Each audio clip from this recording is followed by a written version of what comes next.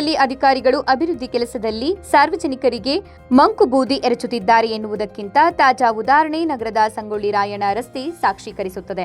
ಹೌದು, ನಗರಸಭೆ ವ್ಯಾಪ್ತಿಯಲ್ಲಿ ಸುಮಾರು 31 ವಾರ್ಡ್ಗಳು ಇವೆ. ಆದರೆ ಯಾವುದೇ ವಾರ್ಡ್ಗಳಲ್ಲಿ ಸರಿಯಾದ ರಸ್ತೆ ಚರಂಡಿ ಇಲ್ಲದೆ ಸಾರ್ವಜನಿಕರು ರೋಸಿ ಹೋಗಿದ್ದಾರೆ.